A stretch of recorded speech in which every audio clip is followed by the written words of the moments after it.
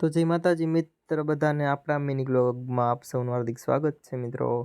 તો આપણે ઘરેથી નીકળી ગયા ને ઘરેથી નીકળીને ડાયરેક્ટ પહોંચી ગયા ઉંબરિયાથી મિત્ર આપણે જવાનું હતું લાસા। એક ભેંસ બીમાર હતી તો એનું બ્લડ સેમ્પલ લેવા મિત્રો। તો ઉંબરિયાથી મિત્રો આપણે ડાયરેક્ટ પહોંચી ગયા લાસા પહોંચીને મિત્રો આપણે બધી સામગ્રી તૈયાર કરી લીધી મિત્રો।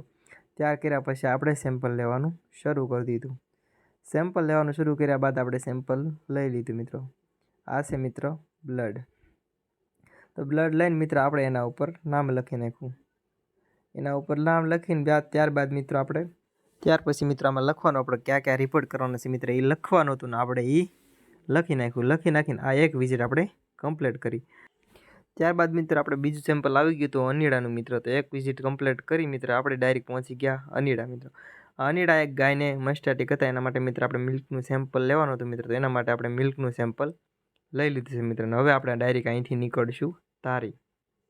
તો મિત્રો આપણે ધારી જવા માટે નીકળી ગયા।